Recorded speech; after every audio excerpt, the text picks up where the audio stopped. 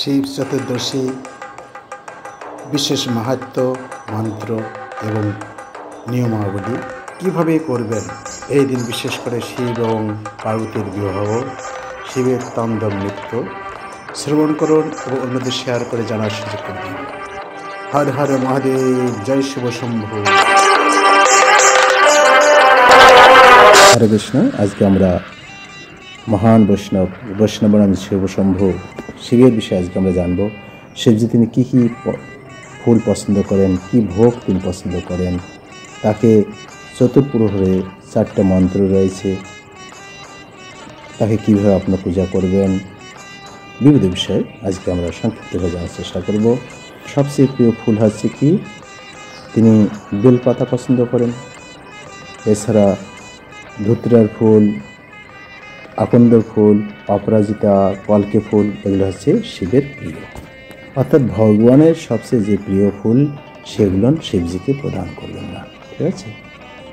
কেননা শিবজি সবসময় চান যে পুরুষ সেবা হোক ভালো করে।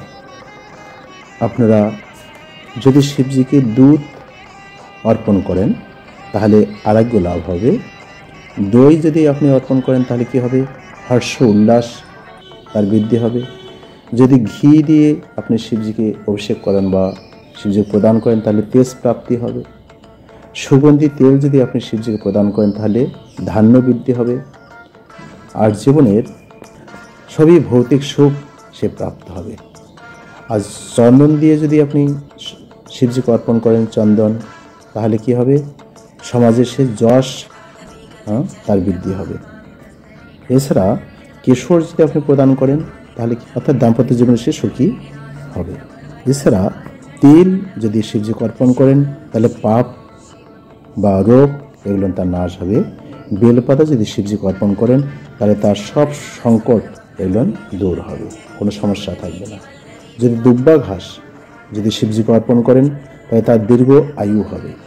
শিবরাত্রি ব্রতের বিধি: ব্রতী ব্যক্তি পবিত্রকালে সন্ধ্যাকালে শিব মন্দিরে গিয়ে আচমনপূর্বক শিব সম্মুখে সংকল্প করিবে। তৎপরে পূজায় প্রবৃত্ত হইতে হয়। দ্বিজাতিগণ নম শিবায় পঞ্চাক্ষর মন্ত্রে বা শত রুদ্র মন্ত্রে ক্রিয়াদির দ্বারা বা বিশুদ্ধ বায়ুর ধারার দ্বারা মহাদেবকে স্নান করাইবেন। বিধানে গন্ধ, পুষ্প, তেল ইত্যাদির দ্বারা অর্চনা শেষ করিয়া ধূপ দীপ অর্পণপূর্বক শঙ্খে করিয়া অর্ঘ্য প্রদান করিবে। অর্ঘ্য মন্ত্র: গৌরী বল্লভ দেবেশ সপাট্টশী শেখর বর্ষপাপ বিশুদ্ধার্থর্ঘ্যম মে প্রতিগুজ্জতম। হে গৌরী বল্লভ, হে দেবেশ, হে সপাঢ্য, হে চন্দ্রশেখর, সম্বর্ষকৃত পাতকের শোধনার্থ আমি এই অর্ঘ্য সমর্পণ করিতেছি, গ্রহণ করুন। পারণের সময় ত্রয়োদশী বিদ্যা উপবাস হয় এবং পরের দিন দিবস বেপনি চতুর্দশী থাকে, তাহলে চতুর্দশীতেই পালন কর্তব্য। এ বিষয়ে উক্ত আছে যে পরের দিন অন্তকাল বেপনি চতুর্দশী থাকলেও দিবসেই পালন কর্তব্য, তাহাতে দোষ নেই। পালন মন্ত্র: পূর্ববিদ্য উপবাসে চ পরে হনিনি চতুর্দশী দিবস বেপিনী তিষ্ঠেত কুর্যাম তস্যাধি পারণম। এই মন্ত্রে অর্ঘ্য দেওয়ার পরে এই মন্ত্র দিয়ে অর্চনা এবং দক্ষিণা অর্পণ করবে এবং বিধান অনুযায়ী জাগরণপূর্বক প্রাতে পালন করবেন। হরিভক্তি বিলাস চতুর্দশ বিলাসে 75 এবং চতুর্দশীর দিনে 4 প্রহরে শিবজির উপাসনা করে থাকেন। 4 প্রহরের পুজোর মন্ত্র: প্রথম প্রহরে দুধ দিয়ে স্নান করাতে হয়। মন্ত্র হচ্ছে ইদম স্নানীয় দুগ্ধম ওম হোম ঈশানায় নমঃ। দ্বিতীয় প্রহরে দই দিয়ে স্নান করাতে হয়। এর মন্ত্র হচ্ছে ইদম স্নানীয়ম দধি ওম হোম অঘরায় নমঃ। তৃতীয় প্রহর ঘি দিয়ে স্নান করাতে হয়। এর মন্ত্র হচ্ছে ইদম স্নানীয়ম ঘিতম ওম হোম বামদেবায় নমঃ। চতুর্থ প্রহরে মধু দিয়ে শিবকে অবশ্যই স্নান করাতে হয়। মন্ত্র ইদম স্নানীয়ম মধু হোম সদ্যজাতায় নমঃ।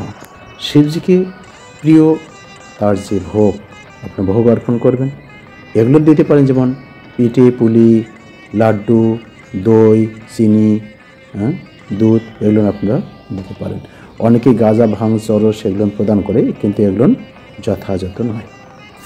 শিবজির প্রণাম মন্ত্র: ওম অবিঘ্ন ব্রতম দেব তৎপ্রসাদাৎ সমর্পিতম ক্ষমস্ব জগতম নাথ তৈলোক্য অধিপতেহর যৎমায়াদয় কৃতম পুণ্যম তদ্রুদস্য নিবেদিতম তৎপ্রসাদাৎ দেব ব্রত সদ্য সমর্পিতম প্রসন্ন ভব মে শ্রীমন মদ্ভুক্তি প্রতিপদত্তম তদালোকেন মাত্রেণ পবিত্রস্মি ন সংশয়।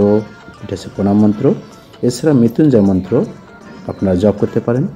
ওম ত্র্যম্বকম যজামহে সুগন্ধিম পুষ্টি বর্ধনম উর্বারুকমিব বন্ধনাৎ মৃত্যুর মুক্ষীয় মামৃতাৎ। ব্রহ্মাজি শিবজির বিষয়ে ব্রহ্মসংহিতায় তিনি তুলে ধরছেন যে সৃষ্টি স্থিতি পরিলয় সাধন শক্তি রেখা এখানে এবং ক্ষীরম যথাদিতি বিকার বিশেষ সুযোগাত। অনেকে মনে করেন যে ভগবান এবং শিবজির মধ্যে তফাৎ কোথায়।